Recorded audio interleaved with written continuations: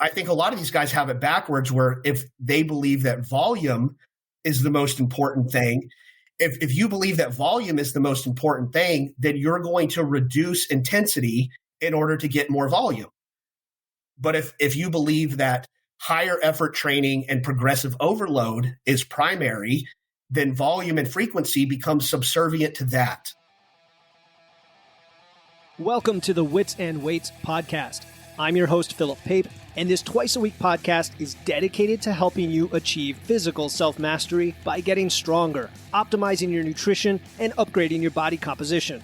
We'll uncover science-backed strategies for movement, metabolism, muscle, and mindset with a skeptical eye on the fitness industry so you can look and feel your absolute best. Let's dive right in. Wits and Weights community, welcome to another episode of the Wits and Weights podcast. Joining me again is the super knowledgeable Andy Baker. Last time he was on episode 60, we talked about his approach to programming, strength training for older adults, his philosophy on coaching, and methods in the world of lifting. Andy is a highly sought-after strength coach, the author of Practical Programming and the Barbell Prescription, host of the Baker Barbell Podcast, which just came out with some fresh episodes, and the owner of Kingwood Strength and Conditioning in Texas. We thought it would be fun today to talk about bodybuilding, not the big B competitive physique sport, but the little B method of hypertrophy-oriented bodybuilding-style training for aesthetic muscle development to improve your physique. Andy knows a lot about bodybuilding and training for muscle mass from years of real-world experience coaching people in person and online. And in fact, one of his 3 programming tracks in his online Baker Barbell Club, which I'm a member of, is a bodybuilding track. And I'm personally running that for the final 3 months of my own building phase and plan to continue into a fat loss phase next year. We're going to talk about bro splits, the top set, backoff-set approach, intensity versus frequency, maybe the interplay between hypertrophy and strength, and some of the techniques and philosophy behind this training style. Andy, it's great to have you back on again. Thank you. Appreciate you having me. So let's just jump right in and talk about your personal experience with bodybuilding as a primary style of training. Because a lot of us know your history with strength and conditioning. We know starting strength, a little bit of the CrossFit world. And then there's this idea, of course, that hypertrophy is sometimes a dirty word in some of those circles. And, inquiring minds want to know how and why do you incorporate this training style for yourself? Well, it's what I started with. I mean, if you go way back in the day from the first time that I picked up weights when I was, 12, 13 years old, at the time, if you go back through the history kind of this stuff, at that time in the 90s, that was the only information that was really available. There wasn't the internet as we know it today. And so there was no social media, which I know is hard for a lot of maybe our younger listeners to understand, but there wasn't the only sources really out there. The primary sources in which people got information at that time was through the muscle mags. It was through publications like Flex Magazine and Muscular Development. Iron Man maybe had one powerlifting article or Bill Starr article, but it was a bodybuilding mag. Everything, all of the information that we had was bodybuilding. You had publications like maybe Powerlifting USA or whatever, but it was obscure and it wasn't on, you could go to any newsstand, any magazine rack in the country and find Flex Magazine and Muscular Development. But Powerlifting USA was very hit or miss. For the most part, you just had to be subscribed to it through the mail. And that was it. That was really the only sources of information. So when you got into lifting, it was just done bodybuilding style. I mean, pretty much everybody did, unless you were maybe in the sports world. But recreationally, it was all bodybuilding.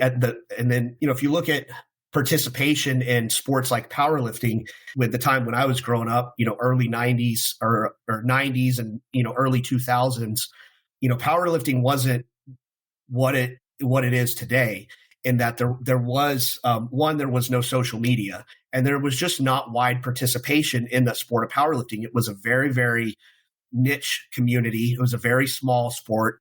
And the biggest thing is it was all done in gear. It was all done in multi-ply lifting suits. That's all powerlifting was done that way. If you went to a meet in the 90s, there was no raw powerlifting. There was single ply and multi-ply, but everybody competed in gear. And if you showed up to a meet and competed raw, they'd be like, what the hell are you doing? It'd have been like showing up to a track meet in dress shoes or something. It just, that's the way it was done. So there wasn't a lot of interest in that style. It was a much smaller niche sport because of that. And when things kind of converted over to raw powerlifting, which I attribute mainly to the influence of CrossFit into the strength world. It brought more awareness to the barbell lifts than probably anything else, and by extension into raw powerlifting. Now that's flipped. Where if you go to a meet, there's very little geared lifting. There's very little multiply lifting. It's all raw. And because of that, there's much more participation in the sport. I just think it's naturally more interesting to people to, see what a guy can do in a singlet and maybe some knee sleeves versus multiply suits. That being said, my point with all that is that my formative years as a teenager and early 20s, really the only information out there, unless you just happen to stumble into a powerlifting gym, was bodybuilding stuff. So that's how everybody trained. Of course, all kids, all teenagers, when you're 12, 13, 15, 17, everybody, there's something about the comic book level physique development that's appealing. It just is. It's a representation. It's an art of, what is possible of, if you want to talk about it artistically, of potential, something like that. And there's a draw to it, I think, that every young person goes through, and everybody trains that way. I happen to respond pretty well to that type of training. When I was a teenager and in my early 20s, I found it, I was highly responsive to that type of training. I found it fairly easy to get big. Actually a lot of people don't know this, but I had an amateur, I'm probably the only starting strength coach around that's actually been featured in Flex magazine. So when I was 19 years old. So I still have I think the October issue of 1999 or 2000, something like that.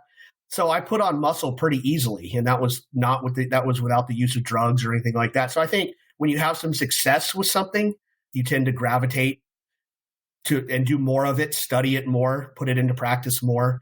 So there was just always kind of a fascination with that. I think what happens though is as you get older, the fascination with becoming, superfluously enormous starts to dwindle, and you start to see a little bit more value or just get more interested in the performance side of things. And so that's where a lot of guys follow that natural progression of starting with a lot of interest in the physique side of things. And then there's a period of time where, you do want to start, you start becoming more interested in what you can do, not just necessarily what you look like, especially when you realize that there's a cap on how big you can actually get naturally. Whereas theoretically with strength, there's still a cap, but a lot of times there's a lot of potential left to be developed. And so I kind of gravitated, at some point in my early 20s away from the physique development stuff and into more of the powerlifting side of things, to which I, met Mark Ripito and became more educated in actually the performance side of things. Spent a good decade or more doing that. I still do a lot of that, but being more involved in powerlifting than bodybuilding. But now as I've gotten older again, you just kind of a natural swing back to just part of it is just the interest of the customer base. Potentially there's more, again, the pendulum kind of swung away from bodybuilding into powerlifting, CrossFit, all that kind of stuff during the 2000s. And now you're starting to see the pendulum start to swing back into the physique stuff. And I feel like now in my 40s, I actually have more to offer maybe my clients than I did in my early 20s. I feel like now I have a better understanding as a coach. I have a better understanding of how to put this stuff into practice in a sensible, dare I say, more scientific way that, than I would have in my early 20s when I kind of knew what to do, but I couldn't have articulated very well why I was doing what I was doing or why it worked. I kind of knew what to do, but I wouldn't have had the ability to explain it or put it into practice with more people like I do now. Yeah, I think a lot of us gravitate to your work because of that. You're able to articulate it. We were talking before we recorded about how just with all that experience in the gym, talking with people, doing this stuff, it comes together. That goal of getting superficially enormous, a lot of us probably still want to get there as a goal. But you mentioned a few things. First of all, the history of all this is fascinating, how even the things we dump on like CrossFit had a critical part to play, right? In introducing barbells to folks. It introduced me to barbells. And then I came to starting strength, and I never had the bodybuilding stuff, or if I ever did, like a lot of us, we were just doing it wrong or, doing it ineffectively. Yeah. So it's just interesting how it comes together, and you have this kind of open-minded approach to, incorporating all these styles, which is why I wanted to focus more on bodybuilding today, instead of just the strength side. But you did mention strength and hypertrophy, and there's always this confusion about how do these interplay? What is the overlap? I know sometimes you might get a little annoyed when somebody's like, well, I want to focus on this, not strength. You're like, yeah, but it's all strength, right? Like there's strength everywhere.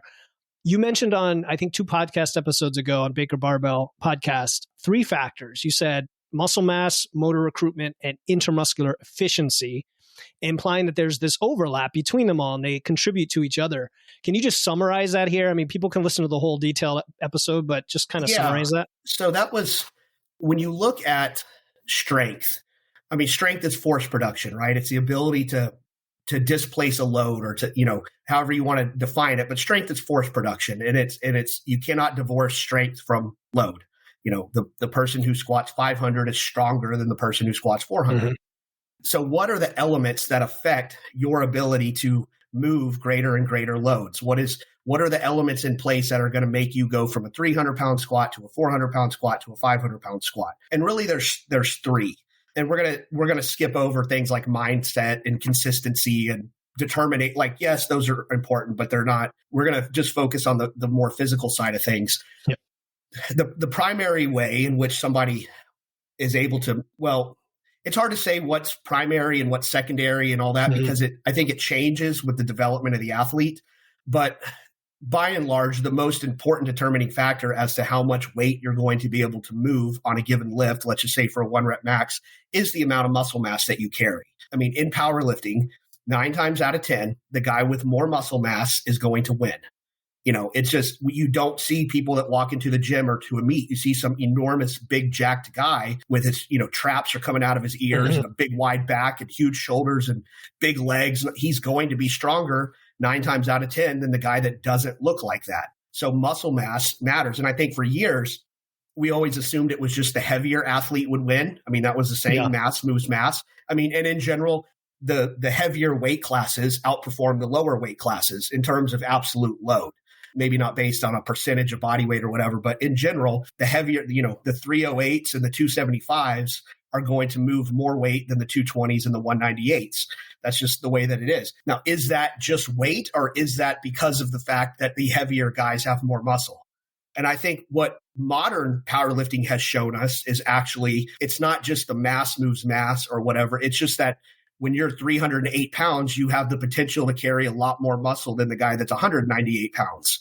But what we're seeing now is that if you look at the physiques and the body fat level of modern day raw powerlifting, they're far leaner, I think, and more muscular than what you saw maybe 20 years ago, with some exceptions. There's always been big jack guys, the Kurt Kowalskis and all that kind of stuff. But there's a realization it's not just about how heavy you are, but how much muscle you carry. I mean, the best lifter in the world right now is John Hack, in my opinion. And the guy is absolutely loaded with muscle mass, but he carries very little body fat, almost, none. And was that a race to the bottom with hitting the lower weight classes that led to that? Or is there an advantage of actually carrying the lower body fat? Well, I think that there is. I think more and more research has shown that excessive amounts of body fat can be detrimental to, the ability to build new muscle mass. I mean, things like if you're obese, things like testosterone and things like that tend to suffer. Okay. Insulin sensitivity is poor, all those sorts of things. And I think, higher testosterone levels, better insulin sensitivity, those are all things that are good for being able to build muscle mass, just being healthier overall. But it is harder. Most people know, just if they have any experience with this stuff, if you're trying to bulk without putting on any body fat or really trying to mm-hmm. minimize the amount of body fat, this as a nutrition guy, mm-hmm. if you're trying to gain muscle mass and you say, well, I'm going to gain muscle, but I don't want to put on any fat, it's almost an impossible task. Or it'll take you 7 years. Yeah. It'll take you forever. But if you want to, if you're wanting to move up in weight class or just get bigger, there has to be an acceptable level of body fat increase mm-hmm. most of the time. There's a few cases, I think, of just genetic outliers that, most IFBB pros would fit under this category where they are able to put on tons of fat-free mass. But that's not most of us. If you're going to want to put on 20 pounds of muscle mass and you don't want to take 20 years to do it, you're going to put on a little bit of body fat, in order to do so. I think, and if you don't care about that at all, if you're willing to put on even more body fat, you can potentially gain muscle even faster. It kind of just depends. I don't think that it's a good idea to, and I think recent experience has taught most of us this, is that, just the seafood diet of I'm just going to pound as many calories as possible and, fast food and pizza and just, you are going to put on more muscle mass if you're in a massive caloric surplus like that. But even in a massive caloric surplus, you could still only put on muscle mass so fast. And so you're still going to be accumulating, more body fat than is necessary. So there's you can probably speak to this better than I can. There's a balance there, right? There's a cutoff point where if you're not willing to put on any body fat whatsoever, you're going to struggle to build muscle mass. If you're doing the seafood diet where you just eat everything in sight, yes, you're going to put on muscle mass, but probably at the expense of putting on more body fat than you really want. So yeah, that was my big turning point after Starting Strength, of like needing to learn about nutrition. And the folks in your barbell club, that's usually when they come to me, it's like, okay, I got a little bit too much crazy on the Dreamer bulk. Yeah. Yeah. And so I don't know where I was going with that originally. We were talking about the strength versus hypertrophy and the factors. You were talking about muscle mass. So muscle mass. So yeah. Okay. I know where I was going now. So item number one is, if you want to dramatically increase the amount of weight you can move, you probably need to get bigger. You need to add more muscle mass. That's going to be the primary determining factor. It's also the most long-term solution to getting stronger, because the other two that I'm going to talk about are a little bit more transient adaptations. They are, you're talking about more the efficiency of a system, which comes and goes. The building of muscle mass, but also the loss of muscle mass, is a slower process than the development and or loss of neurological efficiency. Mm-hmm. Neurological efficiency can be enhanced in a pretty short period of time. It can also be lost in a pretty short period of time. And so when we talk about neurological efficiency, I kind of look at it in two different ways. One would be what we call and I always get these two confused, but the intramuscular coordination, or what we would call motor unit recruitment. So if we look at an individual muscle, like the quads or whatever, on a squat, and their role in the squat, training your ability over time for your body to recruit more of the muscle mass that it already possesses. Okay. So for an untrained lifter, and I don't know what these percentages are, but let's say for an untrained lifter, they're capable of, this is a very, very simplified, an exercise phys guy would rip me apart for my explanation of this, but I'm going to keep it very, very simple. Because, I do it all the time. It's all right. Well, I think the simplistic version still works as a way to understand this. So even if some of the nuanced details are wrong or whatever, it still works. But let's just say a new lifter that is, has never been exposed to heavy weight or whatever. Let me say his quads are capable of motor unit recruitment at 30%. In other words, he's capable of recruiting 30-40% of the muscle mass that he has. With training, the more that he trains, and in particular, the more heavy training that he does, say with reps 5 and below, so the very heavy training especially, that becomes a trainable quality in that his body will learn to recruit more of the muscle mass that he currently possesses, say in his quads from heavy squatting or whatever. So now instead of recruiting 30% of the available muscle mass that he has, he's recruiting 40%, then 50, and then 60, and then 70%. So that's a trainable quality. So that's increasing his ability to produce force without getting bigger. And, kind of the muscle mass, you're recruiting the amount of muscle that you have. And then with motor unit recruitment, you're recruiting more of what you have. So you can increase untapped. Yeah, it's like untapped capacity that you're finally tapping into. And then you have the third element of it, which is the intermuscular coordination, which is the coordination between muscle groups. So this is why training leg extensions, leg curls, the adductor machine, the glute machine, sit-ups and back raises, while doing all of those things individually, don't necessarily lead to as big of a squat as does squatting.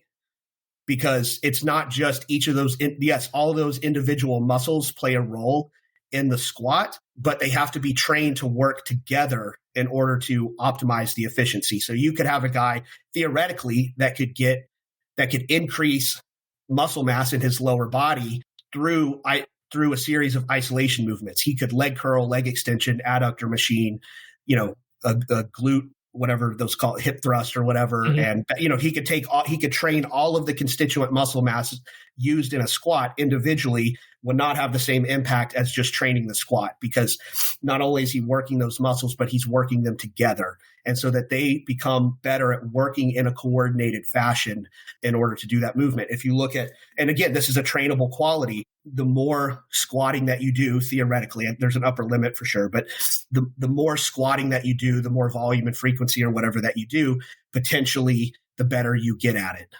Movements that are highly demanding in terms of coordination and timing and that sort of thing need to be practiced more often. This is why Olympic weightlifters tend to clean and jerk and snatch daily. Why do they do that? Because why are they doing that? Why don't they just clean and jerk twice a week or snatch? Because that's not enough to really fine tune that coordinate, because those are very complex movement patterns that require it's practice. I think practice could be looked at in two different ways. There's practice in you intellectually understanding what you need to do. So that's me teaching you how to do a clean and jerk. Like, okay, you don't know that you need to, brush your thighs with the barbell and then jump at a certain, you're intellectually learning how to do that. And then you're practicing that. But there's a deeper level of quote practice at the neurological level. It's your nervous system learning how to do that. It's why professional baseball players take batting practice every day, even during the season. That's why because at that level, when those guys develop their swing, it is so nuanced and so individualized and so timing oriented and coordinated. It needs to be practiced almost daily in order for those pathways to be maintained. Where, I think a squat, you could argue that's a little less technical, but there's also some physiological realities in that there's muscle damage created in a squat that's maybe not as present, say, on a snatch or a baseball swing. So those are three elements that if you want to maximize strength, those three things need to be addressed. Now, what needs to be prioritized kind of depends on the lifter.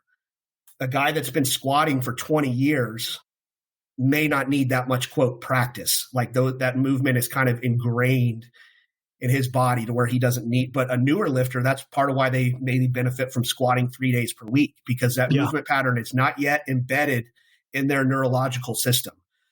It's like, to a degree, it's like riding a bike, right? I mean, if you've spent a lot of time as a kid riding a bike, you can take 10 years and off, and, that's the saying. It's just like riding a bike. You jump back on and maybe you're a little wobbly at first, but, within an hour, you're back to being able to ride a bike and not feel like you're going to fall off. So yeah. Oh, and I know you see it all the time with the new lifters doing the squat. They're wobbling, they're unstable, and some people are more athletic than others that kind of have that precision ability to do it, and some are just all over. But it doesn't take long to get at least that first step jump, I think, in these elements. You definitely see it in the effective programming that is used for powerlifters at different levels.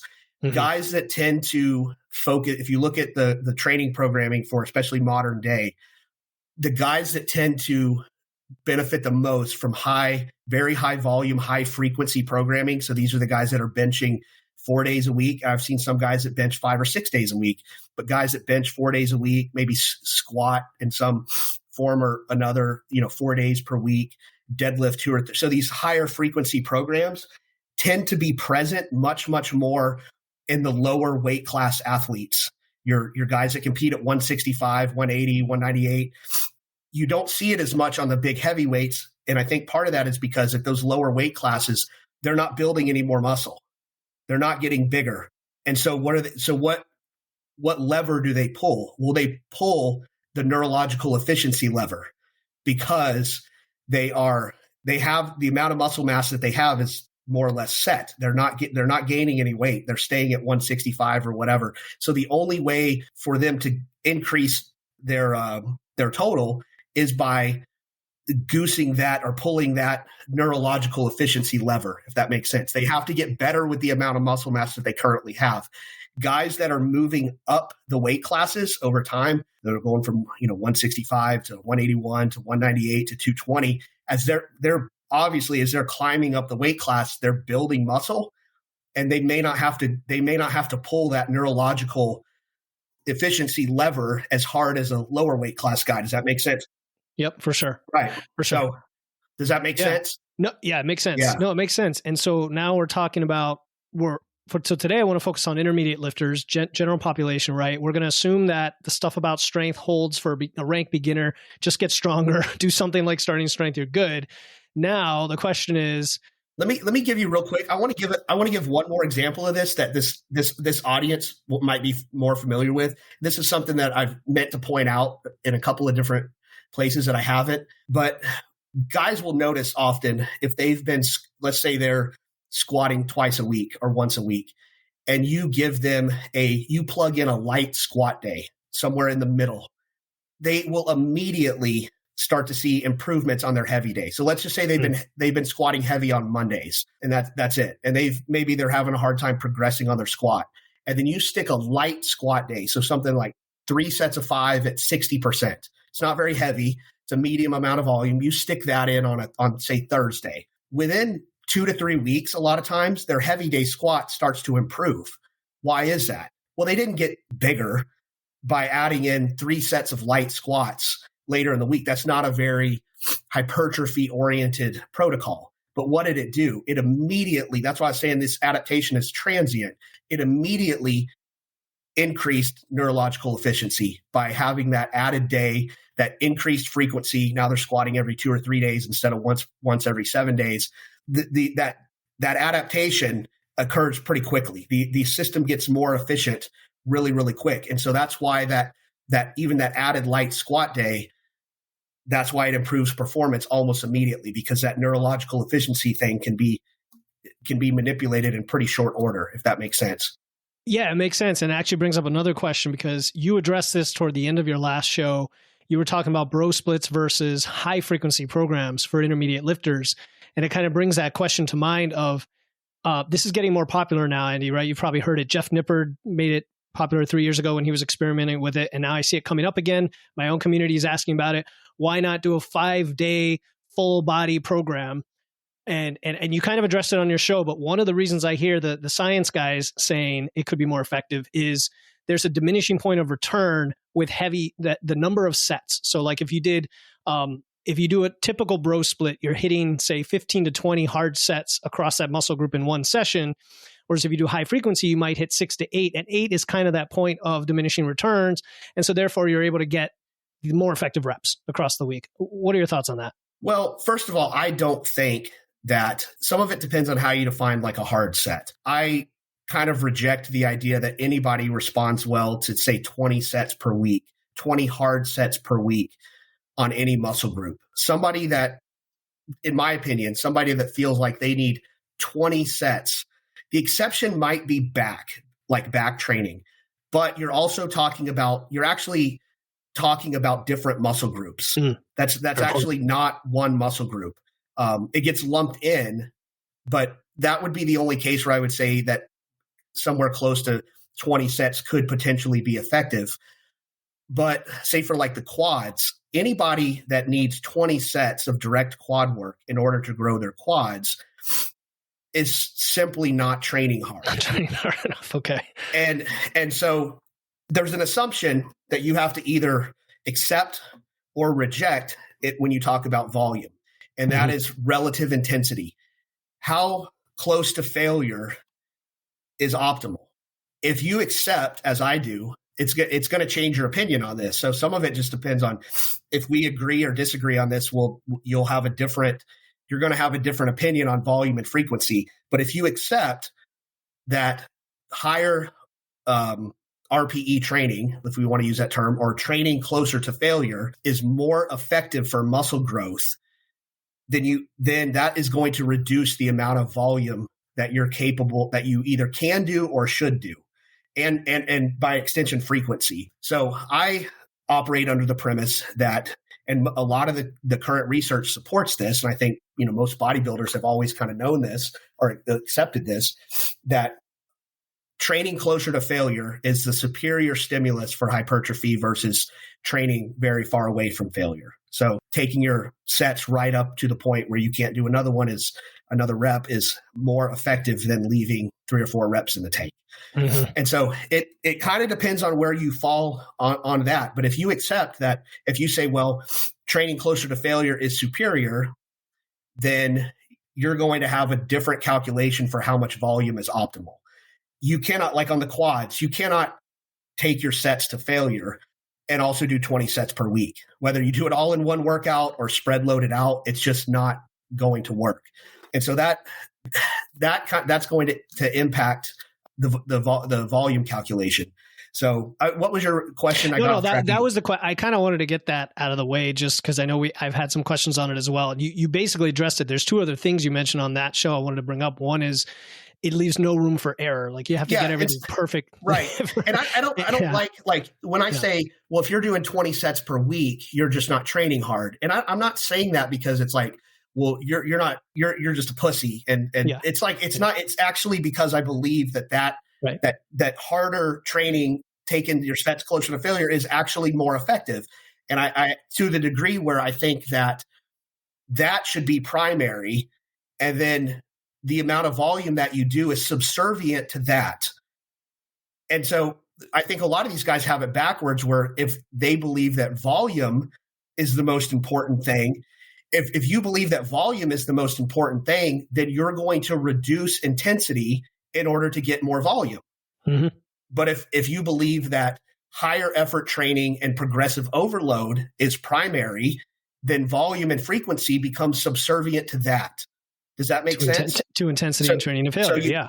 So there can be a fundamental disagreement depending on which side of the line that you fall on. But, one of the most fundamental rules of programming is that intensity, both absolute intensity, so load, or you could expressed as a percentage of 1RM, or relative intensity, which is more effort level. So your RPE or RIR, however you want to do it, intensity is inversely related to volume.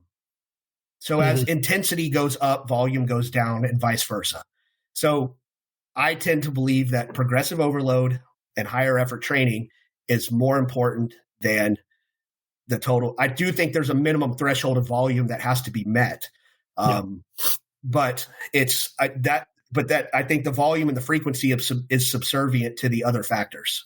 And it's interesting. I believe there have been a lot of studies, if we want to talk about science, that look at fat loss phases and which ones hold on to the most muscle, and it tends to be the ones with the higher intensity, right? Sure. And it kind of gives you a good look of what's important when you're especially in an energy starved environment, if that's the thing that kind of keeps it going. Okay, so I want to talk about goals for a second because I want to get into your bodybuilding style programming, some of the details of it, and the bro splits and back off, top set back off, and all that. But I was just talking to my friend Tony on the way over here, and he's like, "What are your goals for next year?" And I'm like, my goals are just to progress as much as I can on this bodybuilding program. Like I don't have PRs that I'm trying to hit necessarily, having had surgery not long ago. But that does raise the question: once you're intermediate advanced, why would you run this bodybuilding program? Right? What are the goals that you see from your clients so people don't run the wrong thing for their goals? Yeah. So, the thing is when you're trying to talk about and again, I'm talking bodybuilding with a small b, so not necessarily competitive, but still, if it doesn't do any good to talk about this. If somebody says, well, I don't really want to be that big or that strong, I just want to be fit or whatever, then none of this stuff really matters because you can basically do anything with any modicum of effort and that's going to satisfy those goals. But if you're talking about, I want to be as big as possible and have as well developed a physique as possible, even if I'm not, obviously if you're competing, then that kind of goes without saying, you want to be as big and as well developed as possible.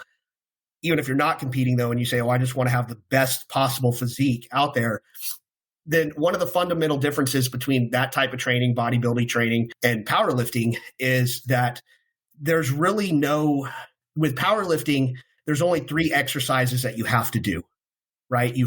But with bodybuilding, you have to train everything. Everything has to be trained. You could, as a powerlifter, you could go your whole career, never do any work for your side delts, never do any work for your calves, never do work for your biceps. There's a whole lot of stuff you could ignore completely and still be a really good powerlifter. As a bodybuilder, you can't really do that. And that's why, there's really the whole concept of, say, assistance exercises doesn't exist in bodybuilding. It's all important. Your side delt work is potentially just as important as your chest work. If you've got if you want to be as big as possible and you have underdeveloped shoulders, like especially if you're going to step on stage, like you can't have underdeveloped side delts, right? You can't have underdeveloped calves or no biceps, or so there's no body part or no area of your body that can be ignored, which means everything has to be trained hard and with adequate volume. And it's really hard to do that in the context of a full body split. So training your full body 3 days per week, or even like an upper lower split.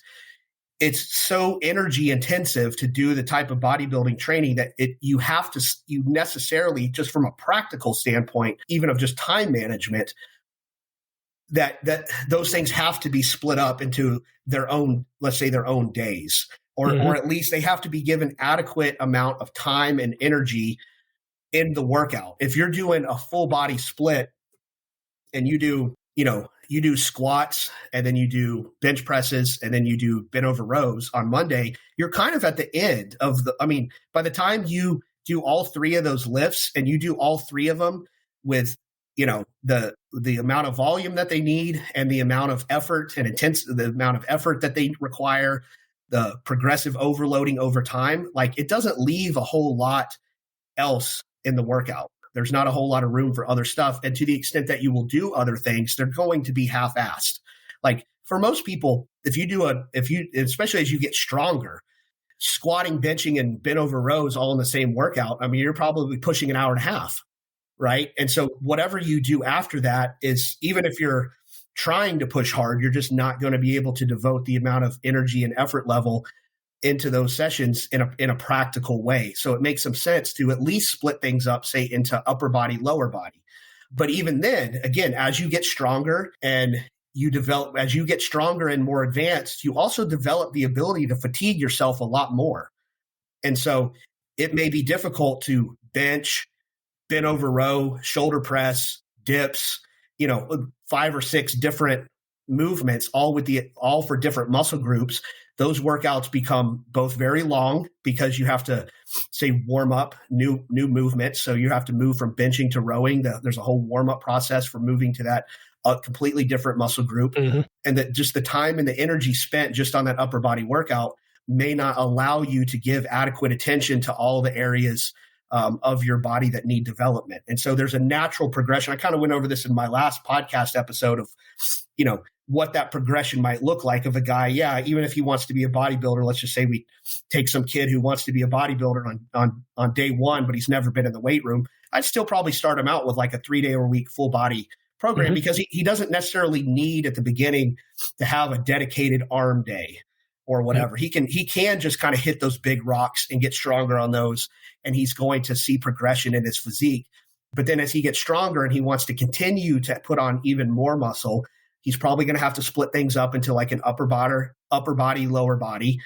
And then at a certain point, he may have to split that up into like a legs push pull. And then at a certain point, he may have to split up, it didn't used to be common, but it's becoming more common now to say split up quads and hamstrings. If you're going to squat, leg press, and leg extension, it's hard to move from that into stiff leg deadlifts and be able to put in what I'm saying? So a lot of guys will wind up splitting up their lower body work, and then you get to the point where, okay, my arm development sucks. Well, you're doing triceps after chest and shoulders, and you just don't have the time or the energy to devote enough volume and intensity to those movements. And I think if you're going to really maximize physique development, you have to treat all of your movements, even the little movements, the tricep extensions, the curls, the side delt work, those have to be trained with an adequate amount of, again, volume and effort level and progressive overload. And it becomes a matter of resources, of time and energy. How do you do that without splitting it up? And so I think that's where bodybuilders naturally, over a course of a couple of years, are going to evolve into some sort of body part split by necessity. Yeah, it makes total sense. And your specific program of 6 days, when I first saw it, I was thinking, man, that sounds like a lot. And then once you run it, you realize it makes a lot of sense, especially for us older guys who have less recovery. It actually worked out really well for time management as well. So I'll give you an example. For me, my rest day is Wednesday, right? Your program is a 6-day program. For me, that's 4 days a week training, just like I was always doing on something like a conjugate or upper lower. And then I can work on the weekends. And many of us have flexibility to do that on the weekends. you also only have 3 or 4 movements. So like this morning doing flat bench, incline bench, cable fly, and then I think I threw in abs or something. You're over in 45, 60 minutes. It doesn't feel crazy, but you were able to be fresh for each of those movements. Even the cable flies, I was able to be fresh for those. So it's a great strategy. The workouts are shorter, and they're also less systemically stressful because all of the stress is being directed at one area of the body. I mean, when you do a squat, a bench press and a deadlift, or a squat, a bench and a barbell row or something like that, you're working way more of your body. The workouts take longer. And I think there's a trade-off there between the length of the workouts and your ability to recover that, even if you're training more often, say 5 or 6 days per week. If the workouts are shorter and less energy intensive, it's actually quite sustainable. And I get and that's why I have it in my primer, okay, I know there's going to be a good portion of you guys that can't do 6 days per week, but here's an option for 5, here's an option for 4 that still kind of holds to the same principles. I mean, you don't necessarily have to do 6. I lay that out as here's the way to split it up, maximally, and then you can kind of condense that down as needed. And some of that's going to be based on you, and certainly with advanced bodybuilders, all of those guys will train based on weaknesses. Most guys, and weaknesses and strengths. So certainly at the higher levels, like guys that are going to compete in bodybuilding, they're going to have a certain there's going to have a certain amount of genetics that predisposes them to be good in that. And part of that is most guys will have 1 or 2 body parts that are pretty well developed with a minimal amount of work. And so and certain 1 or 2 body parts that don't develop as well that require more work. So to some degree, the split that you derive is going to be based on your own individual weaknesses or just areas that you want to prioritize.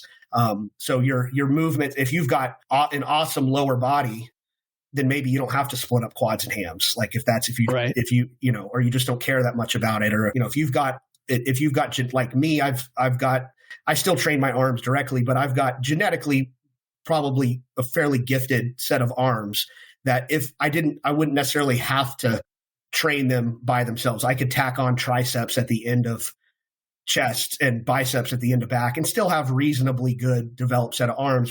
But somebody that doesn't have that really, especially if they're going to compete and they've got very small arms, they're going to need they're not going to be able to get as good a result doing triceps after they do chest and shoulders and doing biceps after back. They're going to benefit from having their own day dedicated to just direct bicep and tricep work, where again, an adequate amount of volume, effort, and load can be dedicated to those muscle groups. So let's continue on that with the specialization then. If someone were to run your 6-day program, which is, I'll call it a balanced program, right? And I know women, I don't know if it's geared toward men or women, but women tend to like more lower body work in their program. And yours has 2 lower body days, 4 upper body, which I kind of like about it because as a percentage of the week, the dreaded days are smaller percentage. Yeah.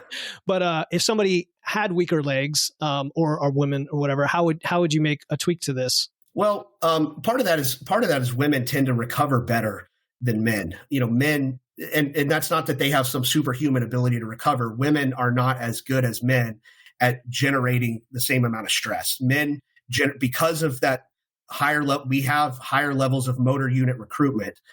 We have more ability to fatigue ourselves than do women. So it's not that they recover better. They create stress not as well as we do. If you want to express it like that, they don't create as much stress. So they tend to recover. Like women can operate at a far higher, like on strength work, they will do their volume work on a strength-based program at a far higher percentage of 1RM. Like women can do volume work at 90% of 1RM. Men can't do that. And it's not that they recover better. It's just that their 1RM is not as, because they lack the neurological efficiency that men. The same thing happens, honestly. And this is one thing and I know like your audience here and mine too is not into the drug use and all that kind of stuff. Mm-hmm. But the same thing happens with guys that are taking a lot of anabolic steroids. Steroids actually don't make you recover faster. They make your output in the workout that much more. Like your neurological efficiency goes through the roof.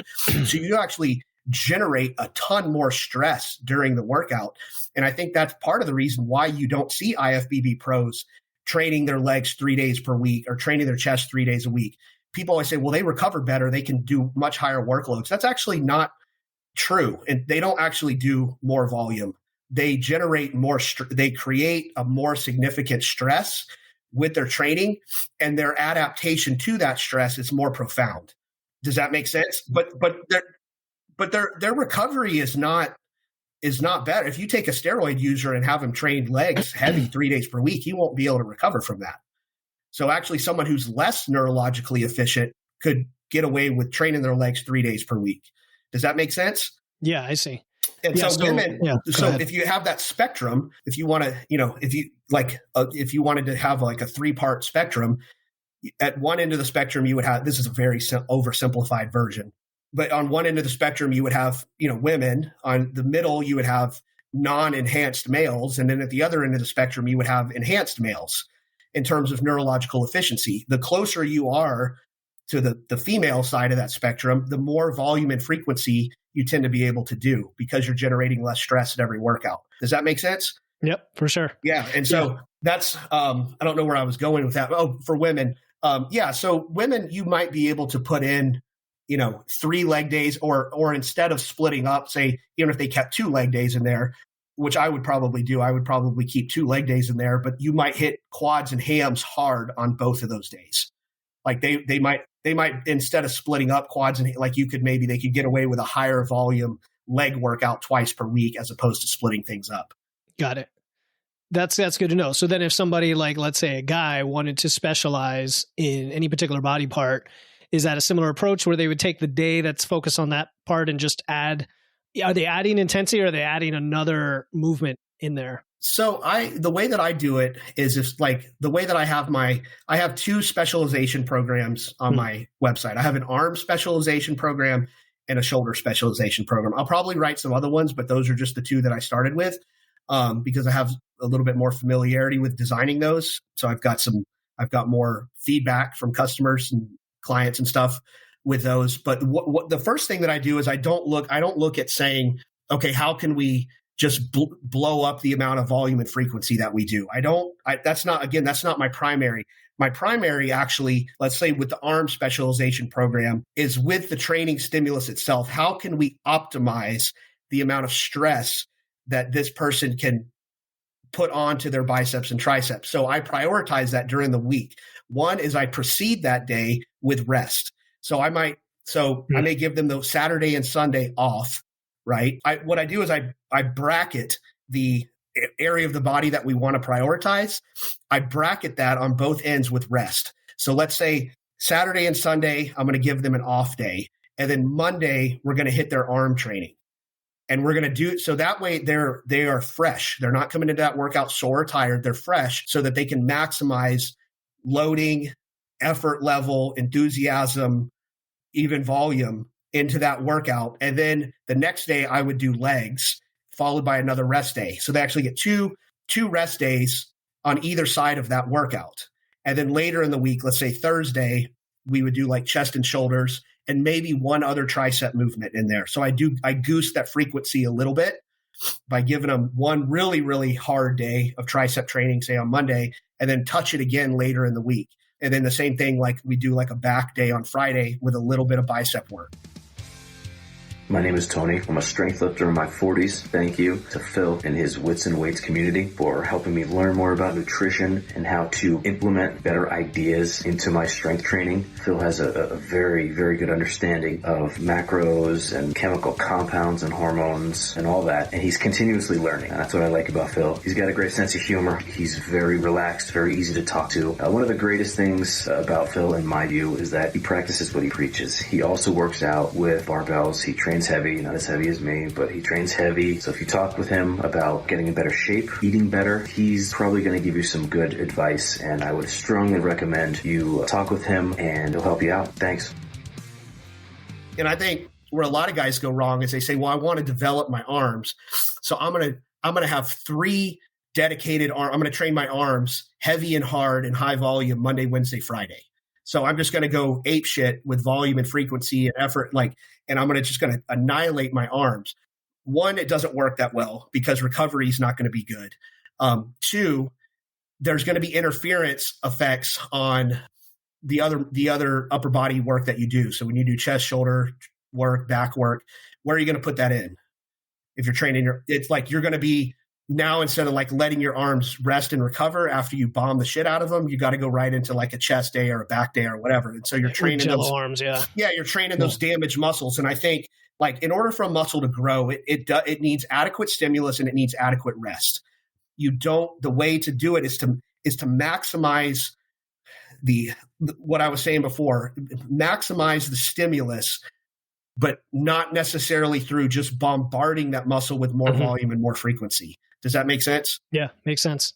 Yeah, I was wondering in the context, even though of the 6-day program, are you already maxed out effectively and you're talking about now substitutions for specialization? Or do you take the day where you're focusing on that one body part, now you have 2 days around it that don't have that body part and you can still apply the same approach? Well, if you do the 6-day like you said, the 6-day program that I lay out is very well balanced. Like if you just take it, if you just look at it, on paper, it pretty well balances everything. But if you wanted to maintain that 6-day program, but you wanted to prioritize, say, your arms, what I would do, you've got the arm day on Friday. On Monday, on your chest day, I would just add a tricep movement after you do your chest work.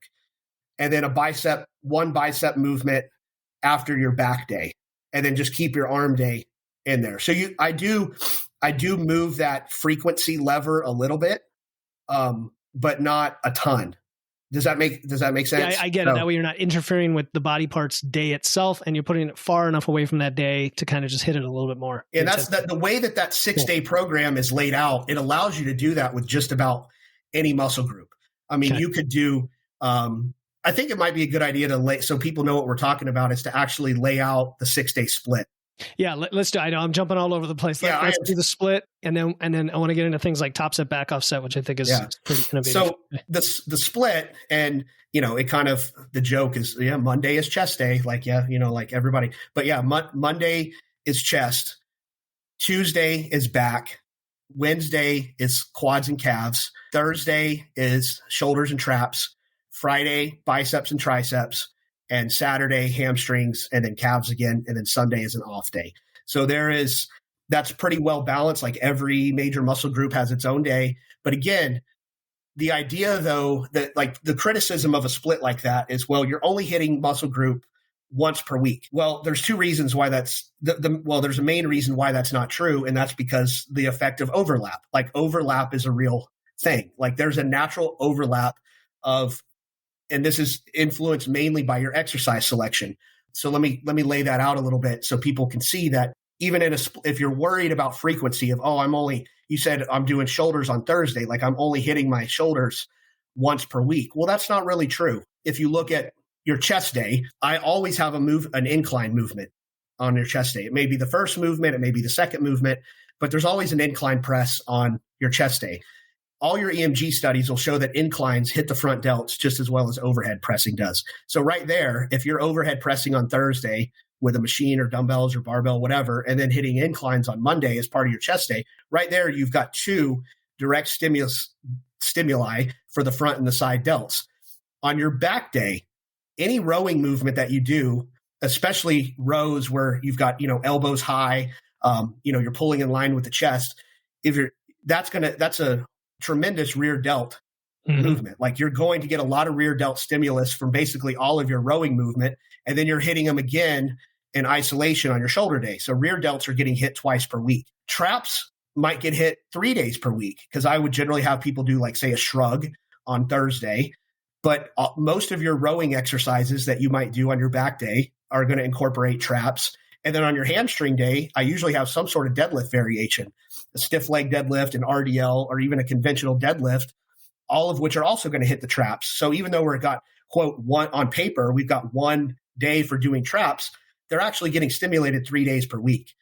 Triceps are going to get hit as many as 4 days per week. You have a direct tricep, workout on Friday, but when you do overhead pressing on your shoulder day, when you do all of your chest pressing movement on Monday, those are hitting your triceps. And if you do certainly things like pullovers, but even things like chins, where there's a lot of shoulder extension work, that actually hits your triceps. So your triceps are actually getting hit 4 days per week, only once really hard and really directly. But that whatever need there is for more frequency is more than covered. Yeah. With something like this, and then the leg day is the same thing. Like if you do a quad workout that has squats and leg presses and things like that, there's going to be some hamstring and adductor overlap in there. And then, and again, you can be intentional with this through your exercise selection. If you say, well, I really want to hit my chest a little bit more. All right. Well, when you do on your tricep day, make sure you're incorporating things like close grip, bench pressing, and dips. Like those are effective tricep movements, but there's a ton of overlap on the chest. And so you can very, very easily create a scenario where every muscle group is getting hit a minimum of 2 times per week, even if on paper, it's really only one day. And I actually think that's a better way to do frequency than is trying to annihilate every muscle group 2 to 3 days per week. I actually think recovery is better. And the idea that you're somehow going to atrophy or lose muscle mass by only hitting it hard once per week is not true. Like your triceps are not going to atrophy when they're getting stimulated 4 days per week, even if on 3 of those 4 days it's quote indirect. For sure. And I'm feeling it. I mean, I'm walking it right now where as soon as something gets hit, maybe 2-3 days later, I feel it again. I feel it again. So it's kind of coming back, but not so frequently that you're training through soreness. And for those of us guys who have like the low back fatigue, I've found this program extremely great for that kind of recovery, even during fat loss. Like, and I know we can talk about that, but just which is counterintuitive to a lot of people because they're thinking 6 days a week. So part of the movements, let's talk about the top set, back off set approach that you incorporate, because I think that's pretty cool. And the fact that not everything is 3 sets of 8 to 12, right? Right. What's behind that? Well, it is 6 days a week still. So you do run the risk as if even though, like I said, the workouts tend to be shorter, they're less systemically fatiguing. You're still in the gym 6 days a week. And if you overdo things on the volume side of things, it is going to wind up being a whole shitload of work that's going to be hard to recover from. And so you really can't you really can't do, 15 or 20, even if it was more effective, which I don't think it is, but even if it was, it still would be very hard to do, say, 15 to 20 sets, per muscle group. Like you would wind up still overtraining to do that. And so again, you have to look at, if you're going to be in the gym 6 days per week, the idea is, yes, you're in the gym 6 days per week, but basically all of your workouts are under an hour. It is possible to run them up a little longer, especially if you take more rest time or you're just bullshitting around or whatever. That's the main reason is you're bullshitting around. That's when they take it. It is. But if you're really focused and you really get in there, you get through the warm-up sets, you time your rest periods, and you don't have to rush your rest periods, but you keep track of your rest periods, you stay off your phone, all that kind of stuff. You can get all of these workouts done in under an hour, and so that's really the only way that the 6 day a week program is sustainable over a long period of time, is to keep that volume minimal. And again, if you operate under the notion, like as I do, that your effort level, taking more of your exercises to failure, is an important component of muscle growth, then it limits the amount of volume that you can do in a given workout. You can't do 20 sets of quads and push. You're going to be having way too many of your sets be just submaximal junk volume, and as what I would consider. So it winds up being, what I have found as I've gotten both older, but also stronger, and also better at delivering a stress to a given muscle. And that comes through a lot of different things. One, it comes through just mindset. Like, do you have the mental toughness and the grit to really push hard and not rack the bar as soon as it gets hard? Or do you have the grit to really push through that? But I also think that there's as you get stronger and the load increases on all of these exercises, that influences the amount of volume that you can do. But also things like mind-muscle connection and really understanding how muscles work and how things are supposed to feel, and really getting good at, like, all of those lend themselves to being able to generate a high level of stress with less work.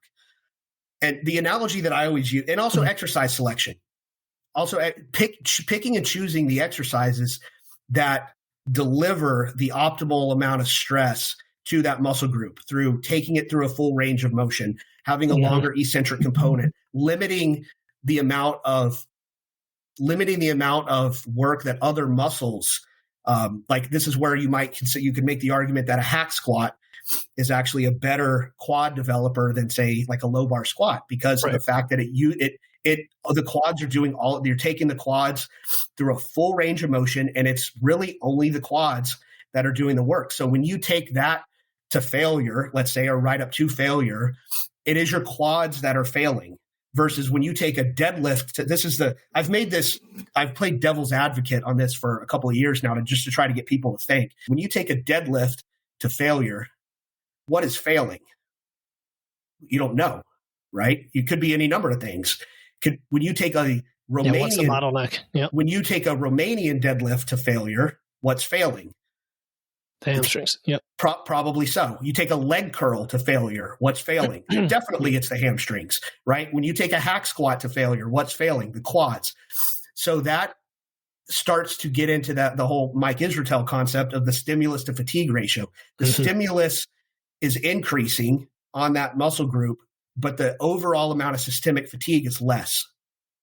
So by choosing better exercises, doing the exercises in the right manner, from a mechanical standpoint, when you do a hack squat, having your feet low and narrow on the platform versus high and wide on the platform makes it harder on the quads. So when you start to manipulate your exercise selection to be more stressful on the muscle that you're trying to target, you're going to need less volume. Makes sense. Does that make sense? Yeah, it makes sense. And then you couple that with extremely high effort level, you can do one all-out set of hack squats is potentially more. Here's an even better comparison: a hack squat versus a front squat, a barbell front squat. Like, people love to point at front squats as like the preeminent quad movement. I don't think that it necessarily is, because most people fail a front squat because of their inability to hold the bar on their. Like, it's not their quads that fail. It's usually their abs or their low back or their upper back. Like, you're so limited by something that doesn't have anything to do with the movement that it makes it not as good of an exercise. So you probably can't do just one all out set of front squats and get the same stimulus as you would do one all out set of hack squats. If that makes sense. Yeah, it makes sense. And as you're saying this, I'm thinking of all the different techniques you have programmed in. I was looking at just the last week alone on squat day. After some sort of front squat or safety bar squat, you had a single all-out set of, I don't know what was programmed in there. I did a Platz squat, but it was the same intent. It was to hit your quads really hard just for one set. You also have almost every day the top set, backoff-set, where it's just 2 sets, but you're doing it in a heavy range and then more of a hypertrophy, like, a higher rep range. So then there's the DC method. There's all these things that you incorporate that keep the session short, but really let you hit the muscles. Yeah. And that's part of the reason that works coupled with the right exercise selection. So when you're doing movements that really allow you to target the muscles that you're trying to work, you take the muscles through a full range of motion. They can be loaded progressively over time. They have a longer eccentric component, all of those sorts of things that put they're not limited by other muscle groups. All of those things are going to reduce the amount of volume that you're going to need, because it's a better tool. It's a more stimulative tool. And so I think that's a part of where, that comes from is, and I found that with those types of movements, you can generate more than enough stress with 2 all-out sets. And I typically will do, that's just one of those things that it just comes through trial and error of, you do one kind of one set to kind of maximize loading in that like 4 to 8 rep range, and then strip some weight off and do a second set, like maybe in the 8 to 12 rep range. And you push both of those sets maximally, you're pretty well done with that movement after that. It's hard, man. It's hard. You think it's easy on paper, or some people do, but it's if you're pushing the right load, it's tough. And part of that is I look at this, and this is something that I borrowed kind of from the sprinting world, is when you're looking at how many sets to do on an exercise, is how much performance drop off is there from one set to the next. And if you're losing a significant amount of performance ability from one set to the next, you're really pissing in the wind, or just piling up fatigue with less stimulus. So like if you put on 3 plates on a hack squat machine, 4 plates or whatever it is, and you push, one all out set of let's say 12 reps. And it's just, that 12th rep, you could just barely get it. You could not have gotten a 13th rep. If you rest, say 3 to 5 minutes and do another set at that same load, what's going to happen to your reps? Well, they're going to drop down to like 6 or 7. Like you're going to have a massive. So I look at that as I'm not really creating any new significant stress with that additional set. All I'm doing is compiling fatigue. And it's the same way sprint coaches tend to look at track workouts, is that once speed drops off at a certain amount of repetitions, let's say you're training a guy for a 100-meter sprint or whatever, once the speed drops below a certain threshold, they're not training speed anymore. So they're going to cut the workout off. Does that make sense? So it's not an exact perfect analogy, but it's something I feel like carries over to the bodybuilding or strength world or whatever. Is like a certain amount of performance drop off is a good way to learn what your cutoffs should be volume wise. So I found that like two, that's why I like the one heavy top set followed by the one lighter back off set. Take both of them maximally, and then that's it. Like you've pretty much, it's time to move on to a different exercise. Like I've extracted everything that I'm going to get from that particular movement, and I'm going to get more benefit from just moving on to a different exercise. Yeah. And just how much more time do you have, by the way? I got plenty of time. Okay. I'm good. Yeah. And it's not like everything is like that, because you'll have pre-exhaustion, I guess, is what you're going for when you start with a lighter movement. Let's say lateral raises on shoulder day. You might start with that. And it might be 3-4 sets. And then you might even have, say, pull-ups or chin-ups on back day. And you might have 5 sets. So it's some places it makes sense, right, to have a little bit higher volume. And that's just like the pull-up thing. Like that comes directly from my own kind of training experience. Is this funny thing happens to me on pull-ups is like, let's say the first set that I do, I get like 10 or whatever.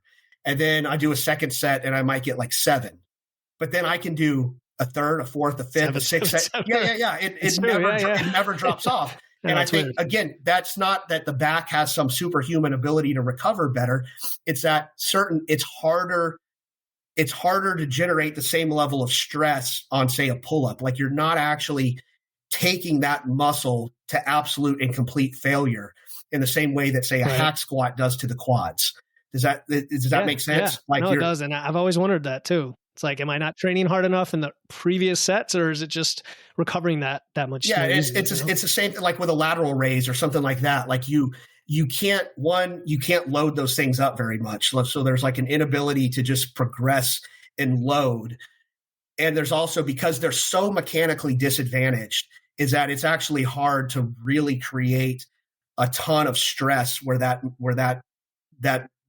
muscle group is just done. Like it's exhausted. Like you can, like on the pecs, the quads, even the hamstrings to some extent, like not all muscle groups are the same. Like it's not that the muscle groups are different. It's just that the movements themselves are harder to generate the same amount of fatigue, or like even like with back, like a barbell row or something like that. Like you don't actually really hit like true failure. It becomes like technical failure. Like things just get really, really sloppy. Whereas like on a bench, or a chest press, you're going, and then like all of a sudden, boom, like it just stops. Like no force can be generated from that. Like, and part of that's just your positioning, like the way that you're locked in, you can truly take that muscle to failure. So like pecs, quads, things like that tend to be easier to actually take to like true failure. Whereas other exercises, pull-ups, lateral raises, certain other things, is you just can't generate enough stress with a low volume. So I tend to operate at a little bit higher volume there to get this same equivalent amount of work in. And let me ask you about that. For a newer lifter, not a newer lifter, but a lifter new to this style of training, there's the mind-muscle connection, there's the tempo, there's things like that. Where I think of a lateral raise, sometimes I have to remind myself, just slow down, take it easy, and really pull with the delt. Like don't get too much of the traps involved. Don't like use too much momentum. And then you realize you don't have to go as heavy either. Like, what are your thoughts on helping someone get to that point through their training so they're really lifting effectively? Well, one, it takes time. Like mind-muscle connection takes time. I do think that it matters. Like a lot of people say, well, that doesn't really matter. It absolutely matters. Like you're going to get, like if you come off of a set of lateral raises and your side delts are just blown up and they're pumped and they're burnt, like you're going to get better growth than the guy who comes off a set of lateral raises that's like, what does this work? Like, I don't like, you know what I mean? And that's how most like beginners are, especially with like back work. They'll come off of a pull down machine. They have no sensation whatsoever that their lats were worked. It's all in their arms, right? Or something? Yeah. It's all their forearms or biceps or anything other than their lats. Yeah, right. But a more advanced guy, he's going to come off of a pull down machine or whatever, and he's going to come off of that, and his lats are going to be burning and blown up. Like it's easier on certain muscle groups. Like you don't have to teach mind muscle connection on a leg extension. Like you put somebody on a leg extension machine and have them bang out 10 or 15 reps, whether they're a more gifted athlete or not, their quads are going to be burning, right? They're going to be pumped. They're going to be burning. Like there's no doubt like what muscle group is doing that work, but that's just because of the mechanical nature of that lift. It locks you in to the point where there is no other muscle group that can contribute to that movement other than the quads. And so it's easy to establish that mind muscle connection on that. Whereas something that's really, really form dependent, like a lateral raise or most of your rowing exercises or pull downs, guys do those for years and never really feel their back. And it takes time to do that. And then once you start to develop that mind muscle connection, and then you pair that up with loading and effort level and all that sort of thing, then it becomes even more effective because you're really, really aware of like what you're targeting and how to slightly manipulate your grip or your back angle or the touch point of the bar so that you can really, really feel the muscle that you're trying to work. And I don't think that's an unimportant thing, because if you're trying to do a movement, like, are we just trying to row or are we trying to hit the lats or the upper back or whatever? Like, and you need to learn those types. So one is just time, but two, I think like machine exercises can be really helpful on this. Like you're going to learn like on a chest supported seated row machine, you're going to learn how to feel your back on that more so than you will on a barbell row. Like and then you can take the lesson that you like, how to really squeeze the scapula and like really feel all the musculature of your back and your lats and stuff working on that chest supported machine row, which is a more simple movement. Now you take that mind muscle connection that you've developed there and try to translate that into a more complex movement like a barbell row. So sometimes like just stepping back and we think of like a barbell row as like a basic movement, but really like a chest supported machine row would actually be more basic in that regard, in terms of it will really teach you the proper mechanics of rowing. Like you'll develop that mind muscle connection faster on that. And actually like on like lateral raises or something like that, like one of the best ways to kind of learn is like on one of those seated lateral raise machine where it really teaches you to like, like you're because most guys like on a lateral raise, if you watch them, they're focused on the dumbbell. So they're focused on the dumbbell getting up high, but not their humerus. And the job of the side delt is to actually elevate the humerus up. So like learning how to do that, but with a dumbbell held out in your hand. So you're not just swinging the weight around, you're actually using the side delt to abduct the humerus. Like that's like, so just like they learn some of it is just intellectual understanding of anatomy and muscle function. Like what is this muscle? What is it actually trying to do? Like on a chest, like your chest, like the role of the pec is not to press the bar out. It's to adduct the humerus. It's actually, so like a fly is actually technically a more direct pectoral stimulus than say a bench press. But if you understand that what the pec's role in the bench press is to, I don't know if people can see, but like if your arm is, abducted out here and you're trying to draw it closer to the midline of your body, like that's the role of the pec. So if you can think about that while you're bench pressing, it's going to enhance that mind muscle connection in your chest pressing movements, if that makes sense. Yeah, so like, probably better for the shoulders too, because you're not trying to like fling the shoulders forward. Yeah, or like even certain things like I've made the argument before, like I actually think bench pressing is a good pec developer, but not in the same way that a powerlifter might bench press. Like powerlifters powerlifters are focused on moving the most amount of weight from point A to point B, not to try to stimulate the pecs. And so a powerlifter might take a really wide grip, have a big arch, and lower the bar down low onto the torso and hit even like in the upper abs. Like if they've got a little belly, like actually hitting in the upper abs or like far below, the sternum, like might actually be a stronger bench. But if you look at what is the pec doing in that movement, sometimes it's not doing that much as if you lowered your arch a little bit, touch the bar up a little bit higher and focus more on the actual function of the chest. Like that actually makes for a better, that's the argument that like a hammer strength chest press machine is better than a barbell bench press. That would be the argument because it actually takes the pec through its a fuller and more natural range of motion than does a barbell.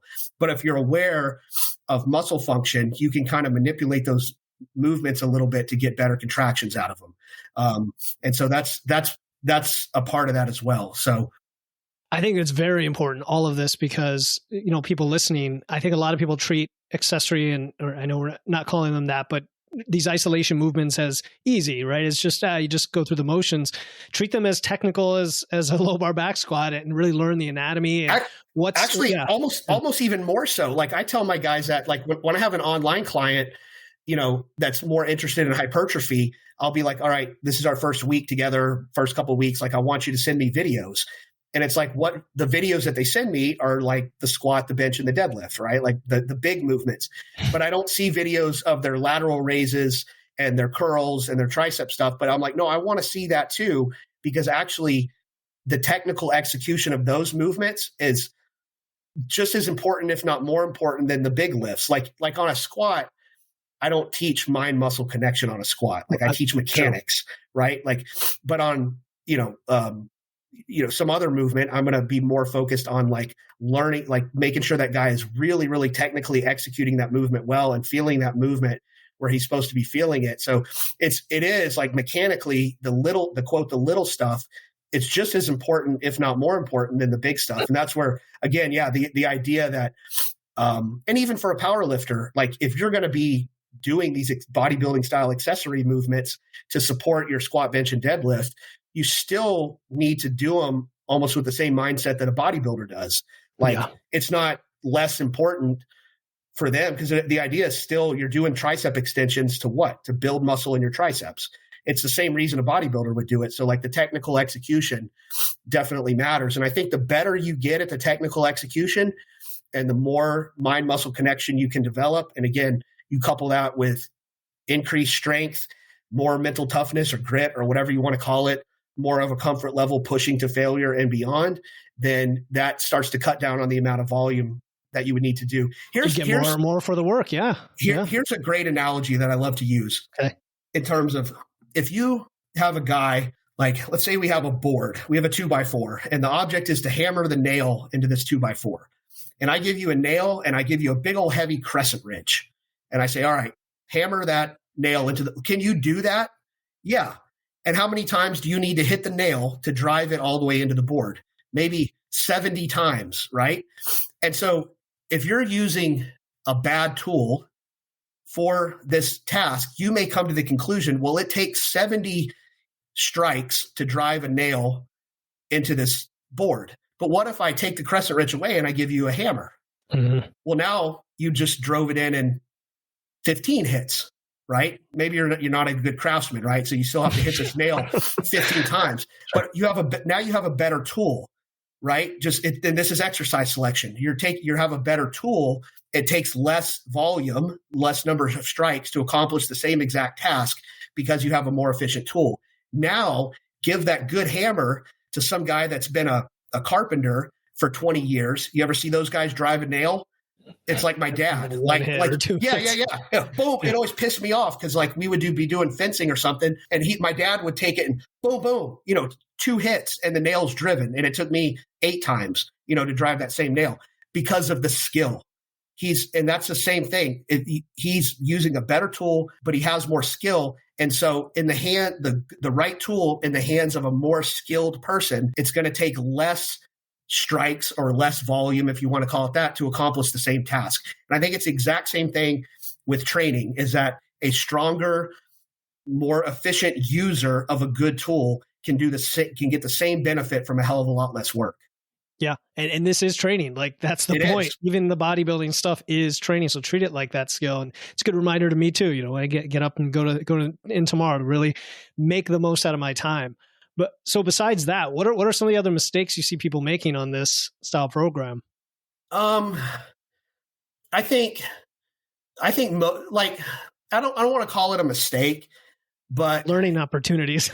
yeah, well, it's a mindset shift in a way. I think it can be very difficult for guys who maybe they're coming from a strength background or whatever. They've put a certain amount of time into their squat, bench, and their deadlift, their one RMs and these lifts, and when they make a shift, they say, okay, well, now I want to do hypertrophy or bodybuilding or whatever. Your 1RM is not, again, because of the things that we talked about in the beginning of this episode, which was that the neurological efficiency, your 1RM is very much going to be influenced not just by the amount of muscle mass that you have, but also the amount of volume and frequency that you do on that particular lift.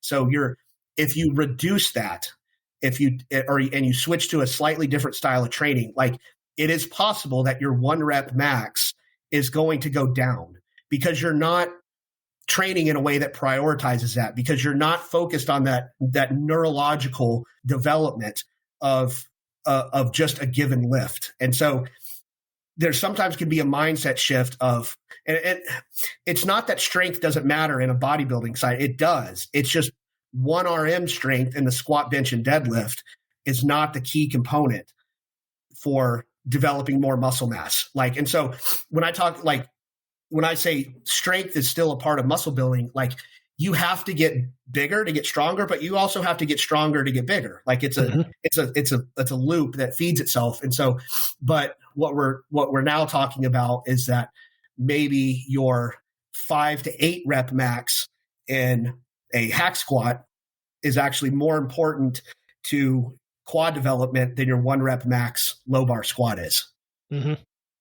Yeah. Does that make sense? Yeah. So you have to focus on these new lifts and work on progressing them.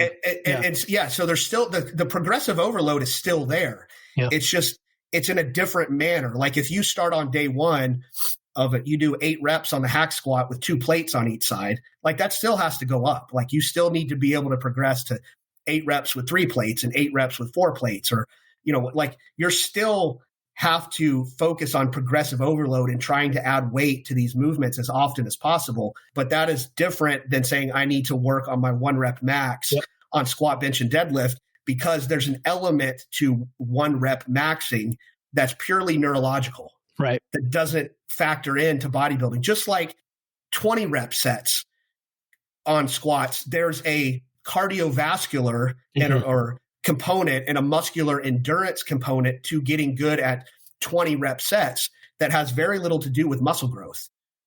So you don't need to worry about that. So that's why that middle range is the bodybuilding rep range. You talk to most bodybuilding coaches, the guys that I respect, the Dante Trudells, the Matt Jansons, the Justin Harrises, all these guys that coach bodybuilders, they'll all tell you the same thing. If you had to sum up bodybuilding, it's progressive overload on those middle rep ranges, that 5 to 8, 5 to 12. Some of it's exercise dependent, certain move, you're not going to do 5 reps on lateral raises, but let's just say 5 to 15, and again, that depends somewhat on, but it's really about building strength in that rep range because you get below the 5 rep range, you get into, especially with singles and things like that, there's a neurological component there that is enhanced with methodologies that don't really have that much to do with building muscle. Right. If that makes sense. It makes a lot of sense. Yeah. Right. You don't need to have, you don't need to enhance muscle mass. You don't need to have light and medium squat days. Right. That's a strength those light and medium days are there to enhance neurological efficiency, but aren't going to for the singles. Yeah.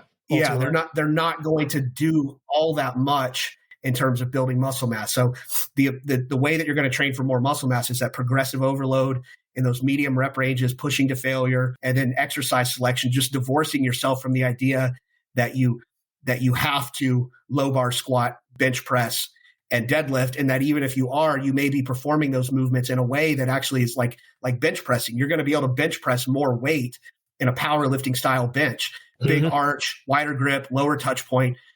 You're going to bench more like that, but you're going to have less stimulus on the pecs. So it's progressive overload, but done in a certain manner. And there's still plenty of big lifts on this program. I mean, compound lifts almost every day, regardless. And I put them in there because partly I put them in there because one of equipment selection most guys are not necessarily training in Gold's Gym Venice, so they don't have a pendulum squat. And some of the guys do. But I'm trying to set the program up that is in line with most people's equipment situations. I mean, most people that are doing this program, and I say, like, don't do this. If all you have is a barbell and a rack, you're going to struggle with this program.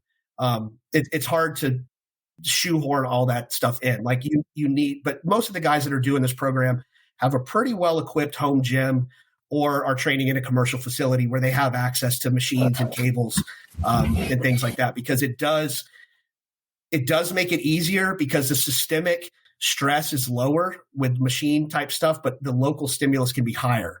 Yeah. And so you need to have access to some of these tools that allow you to really, really highly stress the individual muscle groups, but don't create the same level of systemic fatigue. An interesting observation, I talked about this with Dave Tate actually a couple of days ago when I was at Elite FTS, was that when you saw during the pandemic, when everybody was kind of all at once, all these bodybuilders were forced out of their commercial gyms and like into their home gym. Like maybe they had something set up in their garage, like just their old barbell and rack that they haven't used in 20 years. Like they were kind of forced into using like a more basic setup. And they tried to recreate their training program with just barbells. Like a lot of them got injured or overtrained. Like even Matt Jansen, who's like the top bodybuilding coach in the world, like tore his pec, and I think part of that is they're trying to recreate these bodybuilding type splits using nothing but a barbell. And it's not the same thing. Like it's more highly stressful to try to do everything with a barbell, and it's going to be difficult to do, 6 days a week with all the different exercises and everything, trying to recreate it on a barbell. So you need some of these movements in order to do that. And I think so part of it is, if you want to talk about mistakes guys make, is if you really want to get into bodybuilding or, maximal physique development, whatever you want to call it, you're going to have to invest in the appropriate equipment. Like you can't just so either you're going to have to get a gym membership, or you're going to have to spend some money on developing a really good home gym or whatever. But you can't just say, well, all I have is a bar. How can I do this program? Like that doesn't work. And then the other thing you're going to have to do is divorce yourself from the idea that one rep maxing in squat, bench, and deadlift is still the primary goal of the program, because it's not. Like there's going to be, like you've seen it, like there's going to be periods, like I do these 6-week blocks where we don't squat, bench, or deadlift on any of the days. Like I usually will put them in there partly because I know guys want to do it. And if I go too long without letting them bench or squat or deadlift, like they're going to wind up going to something else. But part of that is I'm trying to show guys that yes, you can actually build muscle, and maybe even build muscle better getting away from these lifts. Like I'm still a fan of, like I make a lot of these arguments that I make about not squatting, benching, and deadlifting. Some of that is devil's advocate stuff, as I'm trying to get people to think about why you might not do that. Right. Like I still think those are good movements. Like I still think deadlifts probably need to be in the program at least part of the year, for maximal development of the back. Like it's just too good of like the loading and everything that you get from deadlifting is hard to replicate with other things. But it's getting guys to think about why we might not deadlift, because I think once you kind of understand that, you're going to understand the program that you're doing better. And that's going to make your mind better. Yeah. I like the variety. It's funny. It took me about 3 years of telling my wife what to get me for Christmas to get my home gym to where I could easily do a bodybuilding, because you need some sort of leg developer, some sort of hack squat, leg press, something or other, all the extra bars, the dumbbells, and it's quite a bit, but so the last thing I want to talk about, because you alluded to it, is the progression. And I'm kind of going to smush 2 or 3 topics in one here, but you've got your 6-week progression with pretty much the same movements on, you've got the 6 days, and then those movements are repeated over 6 weeks, maybe a little bit of shift in rep range, but you're progressing them. Then you have the week deload, and then you go to a new cycle with new movements. Just talk about that a little bit in terms of auto-regulation, and also why it works well on a cut. Because this is like, you usually say this is your number one program recommended on a cut. Well, it is auto-regulated in that, one of the things I think you can make a mistake on a cut is, and you alluded to it earlier in the podcast, which was that, the studies have shown that like the higher or higher RPE training, lower volume, is actually better at preserving muscle mass than doing like a bunch of like low weight volume or whatever. And I think, during a cut, that one of the big mistakes that you can make is trying to do a bunch of volume. You don't have the energy reserves to do that, for one. So doing a ton of volume, if your calories are low, your carbohydrates are lower, like you have to make the most out of what you have. Like neither one of us believe in like no carb diets, but typically in a caloric deficit, your carbs are still going, just because you have to cut calories, and you have to keep the protein up, right? So it doesn't leave a huge budget for a lot of carbohydrates. So you're going to have a limited supply of carbohydrates, and you need to utilize the gas in the tank that you have, right? And you don't want to burn that up. That's why I don't like HIIT protocols necessarily, because I think it burns up too much glycogen. And the same thing happens with like really high volume training. You're burning up too much energy without actually doing the real stimulative work on the muscle mass. So I think there's that. One is just a question of energy resources and trying to be efficient with that. But then also, one of the mistakes that guys make during a cut is it's very difficult to preserve maximal strength on a cut. And that's not really the goal. You're trying to preserve muscle mass, not top end strength. Top end strength is, and you could probably speak to this better than me, but being topped off on carbohydrates has an effect on the nervous system. Like you're going to have better nervous system activity in the presence of more carbohydrates. Like your nervous system is not going to operate as well in a caloric deficit. So trying to focus too much on preserving maximal squat, bench, and deadlift strength, let's say for 1 rep maxes, is kind of a fool's errand. One, it's very hard to do. So you're going to wind up getting overly fatigued, overly frustrated, and worse, potentially opening yourself up to injury. Especially if you're late stages in a diet where, like in bodybuilding, where you're really low in carbohydrates because you're trying to pull water out and that sort of thing, you're more susceptible to injury. Like that tissue is not as pliable. And so and that's typically where the injuries come from, is maximal loading, especially on things like a squat or something like that. So you want to be careful about trying to get too wrapped up in a diet about preserving top end strength, because it's just not possible, and the risk is high. So you want to say, I want to preserve the maximal amount of muscle mass that I have. And that's easier to do with a program like this because it doesn't take as much to preserve muscle mass. Like if you're working the muscle hard, even at a low volume, you're not going to lose muscle mass. Like you may not gain a lot, and you certainly may not gain as much top end strength, and you may even lose a little bit of strength, but you want to fight to keep as much strength as possible, but in those medium to higher rep ranges. You know what I'm saying? And so a program like this tends to allow you to push as hard as you can at any given workout, but kind of allow whatever happens to happen in terms of, I don't know if that makes sense. So no, it does. And it's funny because if we're just working within a range, like I may just say, I want you to perform one all out set in the 4 to 8 rep range on a bench. Like that's like, as long as if you do that, regardless of what the load is, but you take as much load as you can and push hard in that 4 to 8 rep range. And then you take a little off the bar and do one additional set as hard as you can, right up to failure in the 8 to 12 rep range.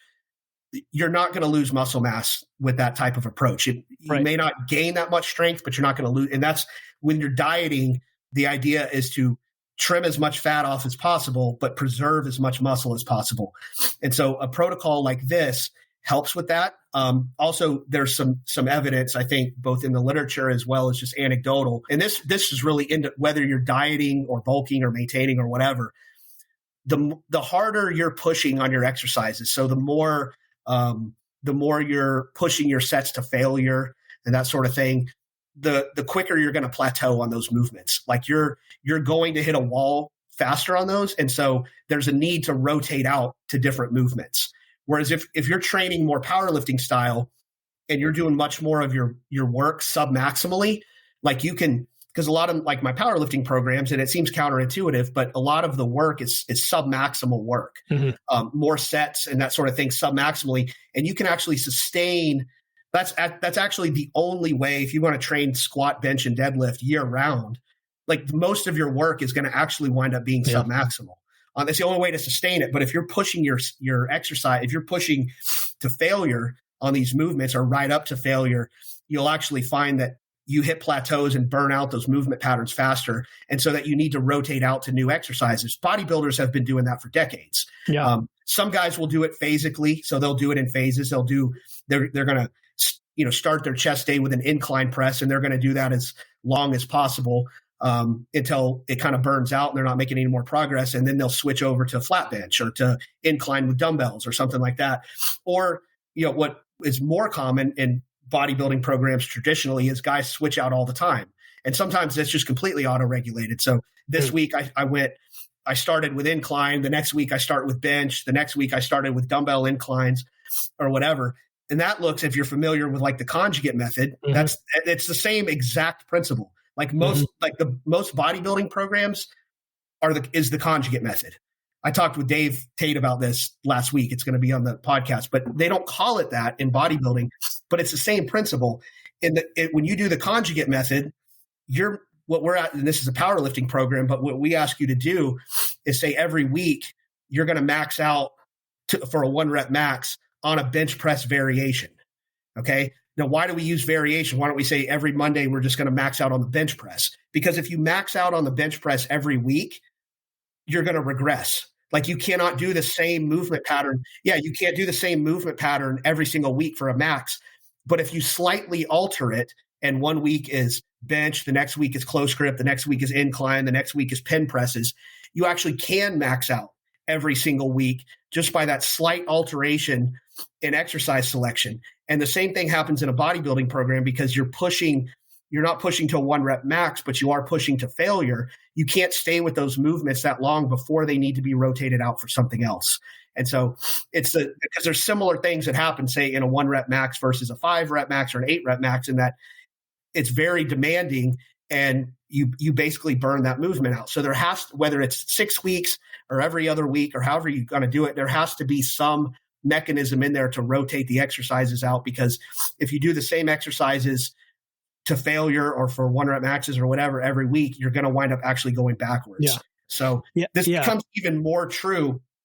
Again, the more advanced that you are, the more this is going to be true. And so for like a brand new guy that's doing this program, if after 6 weeks he still feels like he's progressing on the 6 week block that he's in, I would actually tell him, you could actually keep going with that 6 week block and then just extend it out to 8 weeks or 12 weeks or whatever until you start to see diminishing returns and then switch. So you don't necessarily have to switch every 6 weeks. I encourage people to push hard enough and load aggressively enough so that in 6 weeks you're ready to switch movements. Yeah. Where you've probably reset once during that time, maybe. Right. And it's really hard. You start at the top of the rep range, move down, maybe have to reset once. That would be ideal. Like if like in the program, it might say, okay, first set on quad day is a safety squat bar for a 4 to 8 rep, of one all out set of 4 to 8. Like I don't always say it, but it is implied that all of those sets are basically max effort. Not necessarily like on squats. I'm not necessarily saying you have to fail, like you have to wind up like on the floor, like failure, but basically you're going to push those sets as hard as you can so that at the beginning of the 6 weeks, let's say you start off at 8 reps at 315, by the end of the 6 weeks, you want to be down. You've wanted to load aggressively enough so that you're, say, barely getting 4. Yeah. So and then you can either reset the weight or switch to a different exercise. And that's the thing with hypertrophy, is that there's a much, much wider range of movements that are available to you. Like as long as you're pushing maximally, whether you're doing a safety squat bar or a camber bar or a hack squat or a leg press, like exercise selection is, as long as they're all kind of check all the boxes, there's nothing that you have to do, and lots of movements can be equally effective. And that's one of the big differences between bodybuilding and powerlifting, is in powerlifting, you have to squat, bench, and deadlift. You don't necessarily have to do it at every workout, but you have to squat, bench, and deadlift regularly. Whereas in bodybuilding, there's no movements that you have to do. And so switching from a hack squat to a leg press, it's fine. Like you don't give have yourself to, permission to do that. Right. And I'll say I ran this program before on a fat loss phase. And if you do the 7-week cycle, which it is as programmed 6 weeks and then 1 week deload, you can fit 2 of those into a typical fat loss phase. And what you'll find is for the first 3-4 weeks, there might not be any drop off, right? And then it starts to catch up to you with the energy just as you're pushing the load. Then you get to that deload, and the second block is maybe a little more intense, but you're starting from what feels hard to you again, which might be a lower load than you had when you were, out of the cut. And that's okay, because again, you're still going to try to progress it upward. Yeah. I will say you might stall out on the load a tiny bit and maybe want to use reps as the variable here and there. I don't know what your thoughts are on that. Yeah. So, I mean, what it's going to look like in practice, if you take a guy, again, let's just use a squat, for example, but let's say on the quad day, the first movement is a safety squat bar, 1 top set for 4 to 8 reps, and then a back off set for 8 to 12 reps. If you're in a surplus, let's say your first workout, you do 315 for a set of 8. And then the next week you go to 320, and the next week you go to 325, and the next week you go to 330. You might actually stay at 8 reps for weeks because you're in a surplus. So you're adding weight to the bar, but you're not losing reps. Whereas in a deficit, as you add load to the bar, you're going to probably fall down that rep range a little faster. So maybe, and this would be an overly simplified version, but maybe 315 for 8, and then at 320 at 7, and 325 at 6, and 330 at 5. Like you're going to, as you add load to the bar, like your performance is going to drop off a little bit more. But again, and then once you hit the bottom, if you hit, on your 5th week, let's say these are 6-week cycles of loading. So let's say on the 5th week, you get to 340 and you only get a triple. Like you fall below that, you drop out of that range that I want you in. Well, you just reset. You just go back to 315. And if you got 8, the first time through, maybe this time you try 9, or you go to 320. And if you only got it for 7 the first time, this time you try to get 8, or you try to match it, maybe because you're deeper in the diet, maybe a performance increase, even on reps couldn't happen. But let's just say I'm 5 pounds lighter, but I tried, I did 320 for 7 the first time, and I got 320 for 7 again, but I'm 5 pounds lighter. Yeah. That's good. Like that's an indication. People forget that you're losing mass. So technically you're lifting more percentage of your body weight. Yeah. So and it's an indicator. Like it's very hard to know when you're cutting or bulking, for that matter. It's very hard to know because muscle mass is gained and lost slowly. It's hard to measure. Am I losing muscle mass? But your performance is the best reflection of, it's really your best measuring tool. So if at the beginning of the cut, you did 315 for 8, and at the end of the cut, you do 315 for 7, you lost a rep, but that's pretty good. Like you probably, the fact, exactly. You probably didn't lose any muscle mass, or you minimized it. Now, if at the beginning of the cut, you were at 315 for 8, and at the end, you're at 315 for 3, you probably dieted a little too aggressively, or something, you know what I'm saying? Like that's a pretty big drop off. And so you may have lost some muscle mass. So it's like how much, but certainly if you can hold your numbers, like if you're 315 for 8 at the beginning and 315 at the 8 at the end, but you're 5 or 10 pounds lighter, like you won. Like that's for sure. Yeah. For sure. Like that is like, that's hard to do, but that's a good indicator. Like that was a really successful cut. Like there's no way that if your performance stays the same like that, but you're down in weight, there's no way you lost muscle mass. Exactly. So that's that's the best indicator of muscle is performance. And that can be a sign to perhaps maybe when to end a cut is, when your performance starts to drop, and if you've been going for a while on this cut and you're, maybe it's time to level off and get the numbers back up a little bit, so. And I think you'll have some indicators before that point with some of your other biofeedback. So that's cool. If you weren't training like that, I think a lot of the studies show you can lose 25 to 50% of that tissue as muscle. So just compare to people who are not training and dieting versus you are training, how important that is. And that's why I don't like it. That's why for a diet, I don't like a higher volume RPE based program, even though that's what Ripito makes fun of it. And it's like, if you want to just, go do light weights on a diet, you're going to lose muscle. And that's really true because if you just say, well, I'm going to just operate at an RPE 7 and I'm just going to do whatever weight gives me an RPE 7, like as you diet, that's actually like your weight's going to fall. Like you're going to wind up. So you have to try to push the envelope a little bit with your effort level and your strength on the diet in order to preserve the muscle mass. But again, it's hard to do because you have limited resources. So you really have to use, I think you have to use lower volume approaches to do that, and staying in those medium rep ranges for, if nothing else, a safety reason. This has been awesome, man. Is there any one thing related to any of the bodybuilding stuff that we didn't cover? You're like, man, we should mention this. This thing. I mean, probably hours. Probably a lot, right? Probably hours of stuff. I mean, it's a hours and hours. That's why it's a fascinating topic, is because there's almost an infinite amount of things to learn. I'm by no means, I'm still learning, and by no means do I, think I have it all covered. But I think, I think there's a lot of material that we could potentially go over. But that's, I think we covered quite a bit today. Yeah. I think we did, man. Yeah, because I could see doing a whole episode just on like the dog crap method and rest pause and myos and all that. All right, cool. So where can people find you, Andy? Best way is my website is andybaker.com. And second place would be my Instagram, which is @Baker Barbell. Those are your website, IG, I'll put it in there. And of course, the Baker Barbell Podcast. Since people are listening to this, they can go over there and follow, subscribe. And you definitely want to check that out. Which now oddly enough, on my old website, I had no links to my podcast on there. I have a newly designed website that I just had done. And so now the links to the podcast are on my new website at andybaker.com. Yeah, no, it's looking good. All right, cool, man. Well, as always, appreciate talking to you. I could go on forever, but this is a blast. Yeah, thanks for having me on. We'll do it again.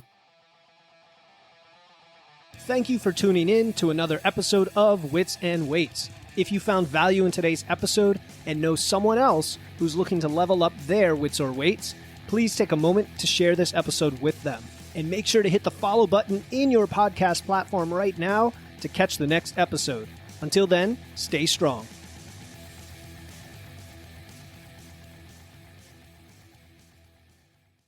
Hey, before you go, I want to let you know about a free resource I have.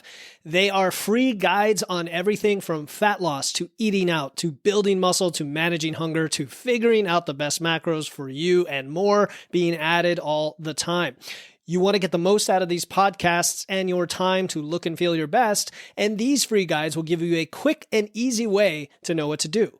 If you want to get your hands on these completely free guides, you can head over to witsandweights.com/free. That's witsandweights.com/free to get your free guides and level up your results today.